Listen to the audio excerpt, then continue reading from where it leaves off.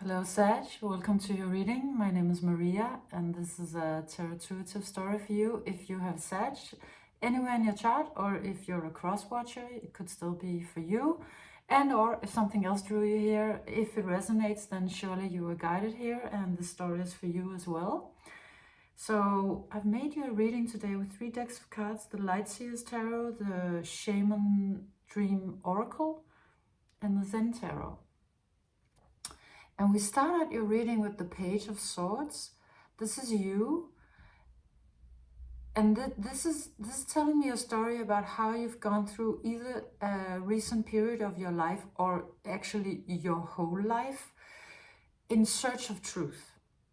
You've been searching for truth, and you've been searching in not so much in sort of the 3D world, but more in philosophy or books or in ancient knowledge, and or in your mind, you know, generating ideas or asking spirit or being very creative. It looks like you've been sort of in a very sort of cerebral way. You've been walking a path where you have been searching for truth.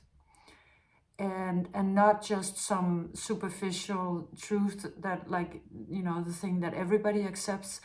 This looks to me like you've been wanting to go deeper, and you've been wanting to something more ancient, truthful, satisfying than, you know, what everybody just accepts to be the truth. And it also looks like you've been willing to go deeper in order to find it. And this really looks to me like you walking the path, the less traveled path, and also kind of going out on a limb with it. Maybe you've been entertaining some ideas or some philosophy that's a little out there in relationship to what most people would consider to be normal or I guess acceptable, but it looks to me like you've been willing to go further in your search for truth than most would, and maybe not completely noticing how far you went off of the beaten track. Just maybe you thought it was completely natural to want to have real answers and to look for truth, and you went and searched for that, and you might not have noticed that that's actually not what everybody does, and that's actually not sort of the mold. And so it looks like you've been sort of crossing a precipice, so you've been going just really very radically in your own direction in search of truth. And it served you well, because you have been coming to that truth. It looks like you, first of all, you went on this journey that has been sort of very different from most people's journey, life journey and or mental journey, both, spiritual, philosophical journey. And you have arrived at some point where a revelation came or was just around the corner. And it just, it also, you come out with the experiencing card. So it looks like the truth that you've been searching for is very, this comes out as phenomenological, sort of very embodied. Like you're looking for a philosophy that is actually not only, maybe that was a revelation you got at an earlier point, that the real philosophy that you were looking for, the real truth, was not only up in your head, it was also very embodied. It had to be embodied to be real truth, to be actual ancient real truth. This looks like somebody who's sort of picking up energy and truth from nature, from trees, from the body, from the soul, from something very ancient, and something that, you know, that lives in the body, which I believe the soul to speak to us very much through the body. I mean, it's not, of course, only the body, it can leave it as well, but this looks very embodied and very soulful. And I think you might have reached sort of a really high level where you've been able to connect these two, to connect philosophy to the body and nature and such. And in that search, at some point, you arrived at sort of a limit. I think just the limit of what you could do. you did everything you could do. You did all the work. You might have invested your whole life in this search. And then you sort of reached a barrier where it was like, okay, well, now I can do no more. I can only hope for sort of the big revelation to arrive. This one looks to me, first of all, she's reaching sort of this barrier, and then she also looks, she looks like she's very surrendered, sort of just open, available to having a numinous experience, an experience of godlike dimensions or a revelation of some kind. It looks to me like you made yourself very available to that, available to spirit or available to love, or somehow making yourself just arriving. You did everything you could, and then you sort of, you dug in your heels and you waited for something to reveal itself or show itself to you. And it did. You come out with this card, which is ancestral wisdom, and what was standing out to me was you sort of on top of this mountain, looking down and seeing these crop circles and sort of receiving just a really astounding message or download of epic dimensions. You know, really the thing you had been waiting for and hoping for and working towards. But of course, reaching this level was sort of a gift from God, let's say. It was just like a real revelation or something opening that was just incredibly much more expansive than you would have been able to do without grace, let's say. So that happened. You know, you had your sort of your big, incredible revelation. And I don't know if you've yet downloaded all of the information that was held within this incredible landscape, but you have certainly been downloading quite a lot of it. And what it is about, it is that it's the truth about love. It's like you found the truth about love, like a really big truth with a capital T, and love with a capital L, something really, really profound, really deep, really important. It also could be some truthfulness about the you know, how the masculine and the feminine energies are working in the world. It just looks incredibly expansive.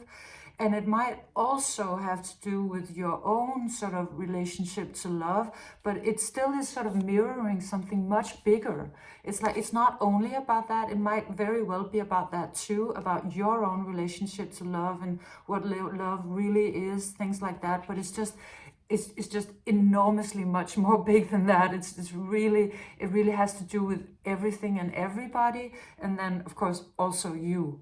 So you come out with the Lovers, and so it's both a truth that is arriving, but it might also very well come in the shape of somebody else or something that that awakens incredible love in you or opens into a space of love. And this may or may not have happened yet at this point where you are in the story, because it's kind of a storyline, so you could be really anywhere when you find the story. But either way, truth and love is sort of really stepping forward in your life in a way that is just really sort of just moving everything else out of the way completely. And then it looks like some creational magic arrives in your life. And this could be in the shape of somebody else, or it could be, this also sometimes comes out to me as the soul, or your higher self. But the way that you could, this is a magician, it comes out with the Moon Maiden, New Beginnings, and it looks like they were meant to look like this. So something is creating a movement that sort of moves the moon, that then moves the water, that then awakens this angel sort of that was drowning before, that was maybe trapped in ice or under the water, that is then awakening. And so this is speaking about, this looks very masculine, this looks very feminine. It looks like the masculine sort of awakening a deep ancient wisdom. This also comes out as sort of the Lady of the Lake, which is a very deep, mystical, feminine energy that has taken on a lot of shapes. But among other things, is this in the story of the Arthurian legend, is the one who gives Arthur the sword, that comes out of the water and gives him the sword. The sword being sort of the like the biggest prize you could get on a mythical journey, being the key to conquering the world. But so this is so either somebody comes into your life that is sort of awakening some deep part of you, some deep, ancient, hidden, magical, important part of you that's rising to the surface, or you could be doing this to somebody else that comes in, and together you're sort of creating magic. And or this could be you sort of really getting in touch with how your masculine works, how your feminine works, how you can make them work together as a creational force.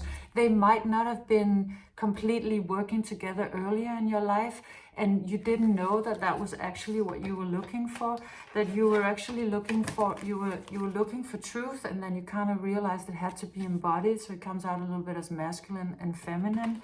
And then having this realization where the whole thing sort of fits, it just unleashes your ability to create a magic that is transcending, that's just completely beyond anything you've ever been able to do, and maybe completely beyond anything we've even seen in the 3D realm yet. It looks so stunning, so glorious. So you're awakening something old, hidden, ancient, very needed, with some sort of magic and some sort of communion between masculine and feminine, and or you're doing this with somebody else. But it also comes out as, this could be a dynamic with somebody, or you started on your own, and then somebody comes in and does it together with you. It's kind of like just a question of how your specific timeline is playing out. And it's gonna make you feel so great. It's gonna make you feel so good. It's like finally you arriving at the place you'd always wanted to be. It's like this one was kind of aspiring to this. You were looking to become this light at heart, this playful, this feeling this good,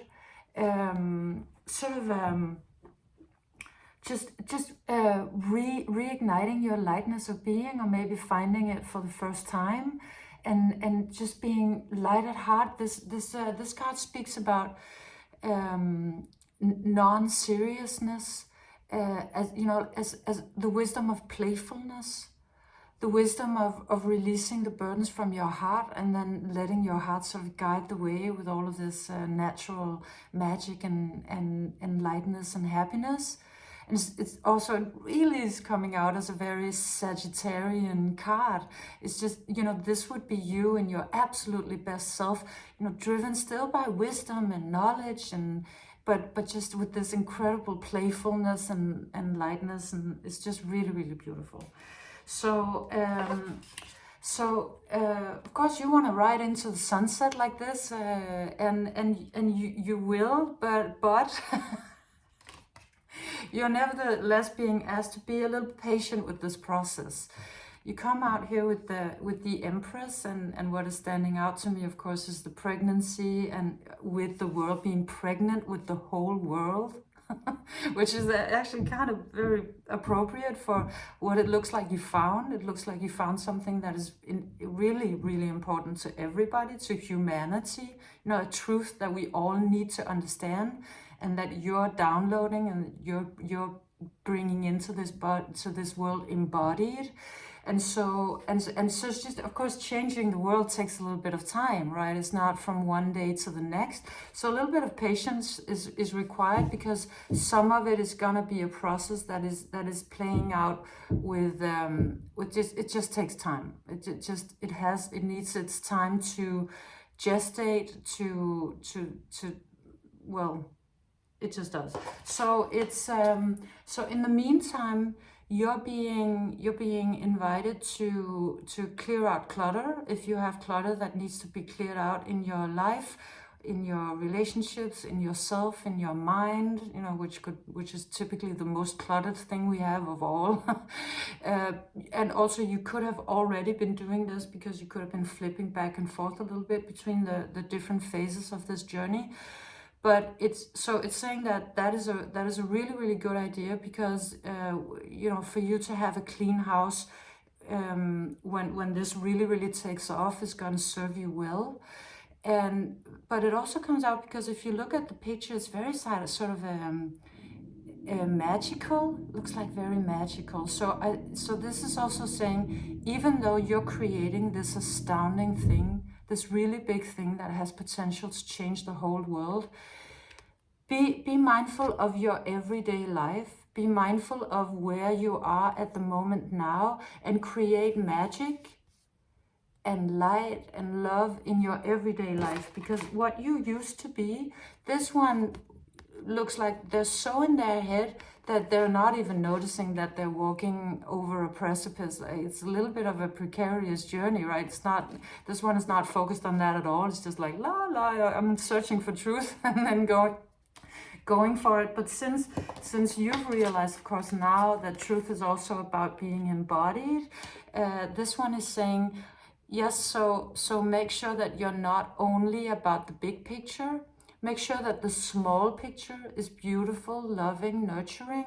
So take some time for that, even though it might not be sort of your most natural tendency.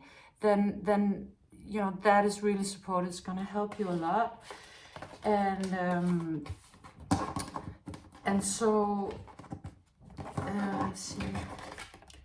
And then you know, others are gonna join you. That's how this is coming out. It's this one came out with the sentence, "the aliens converging," because I mean, it is a little difficult to explain, but it kind of looks to me like an overhead shot of 4 aliens sitting at a table, and they have these weird sort of cone-shaped heads. And so yeah, so the aliens need to converge, and maybe some of them are coming from the outer rim, so it takes a little bit of time. That's why you need to be patient and make sure you clear out clear out the clutter and create a beautiful daily life while you're waiting for sort of the tribe, I guess, to gather. Because it's also, you know, it's about something that has to do with the whole world. So others need to arrive to help with that process. And something about this I just remembered also stands out to me, as though you might have, in this process that you've been going through, this searching for truth and this big revelation, a lot of your life might have been sort of shattered or demolished, more or less. You could have gone through a really life-changing period, and also because you know, Saturn was in your sign not too long ago. So if your life was completely destroyed somewhere between 2017 and 2020, or some really bad shit went down, you can thank Saturn for that. That was Big Daddy coming in and you know, just really, you know, doing its thing. But what Saturn wants when Saturn comes in is that it wants you to rebuild for longevity. Like, that's really what it wants, and that's why it's taking some time. And you might be used to a little bit of a different pace, because, you know, being Sagittarius, you have that natural sort of flow in your life typically. So you've been very used to, you get an idea, you manifest it. You get another idea, you manifest it. And this time the timeline is a little different, but it's really because it looks to me a little bit like Saturn is involved, and Saturn would like you to rebuild for the long haul this time. So that's why it's also taking a little longer, you know, than you would be used to. So you're being asked to work. You're being asked to work on this on this truth, or on bringing this truth to the world, or on doing this, you know, what it looks like you really found your path, and you're being invited to work on it, and also maybe collaborate. Because, you know, it's it's how this needs to unfold. And you know, this is also very Saturnian. So Saturn always wants you to work for things, but that work will then be followed by real blessings, really big blessings. And it might be like, you work, you're blessed, you work, you're blessed. It looks a little bit like that, like it's sort of switching in between. So you will have these sort of quantum leaps or these jumps in time, and then you'll be sort of put back into sort of the nitty-gritty and doing that. And it's just, you might be used to this, or you might not. So if you're not used to working like that, this is just saying, you know, don't be discouraged or impatient when you're in the nitty-gritty, because you'll suddenly have these breakthroughs, and it's gonna be like that. And that's sort of the journey, and because it wants to mature you into it. And this also comes out as something that Saturn would be would want, you know, would want you to mature, and would want you to mature into a life that will then serve you for a really long time to come. Like a minimum of 30 years is what Saturn always promises. So of just this having potential to just flower and flower and flower and flower and keep on nurturing you. And this one, which is a really weird card. I mean, it's deeply weird, because it's like a mouse king with his little mouse wife and some butterfly or moth wings behind on like a toxic mushroom in space. So it's a little bit weird, but I mean, it also might be that you're sort of you could be microdosing.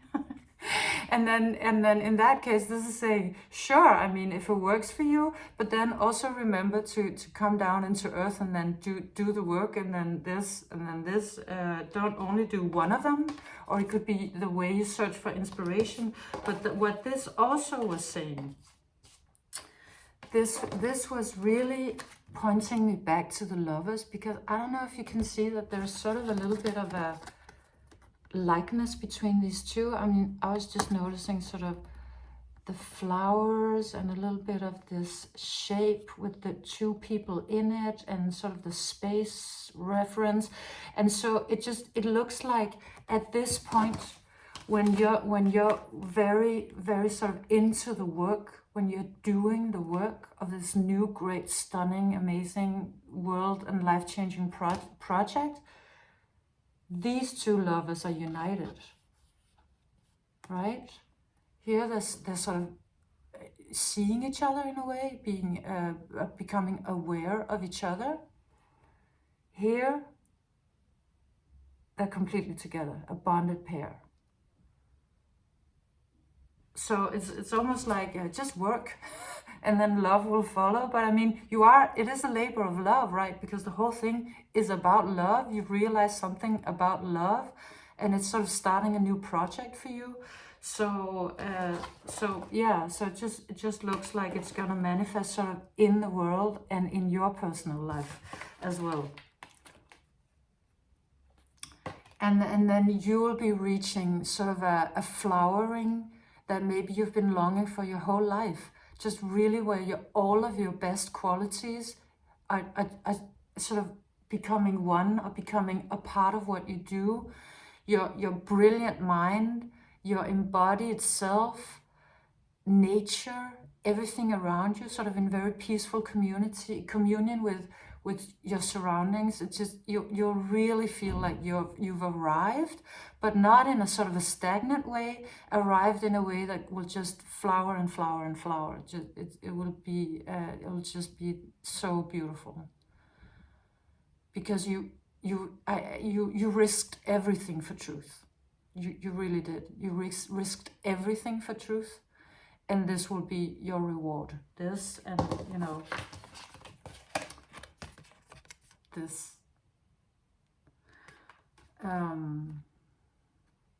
Yeah, so very beautiful, Sag. So this was your reading. I hope you enjoyed it. I hope you got something out of it. If you did, please leave me a thumbs up, and I'm always super happy to read your comments. If you want to tell me about how this resonated, I'm always very thrilled to read that. So but thank you for being here, and come back again next time. Bye, Sag.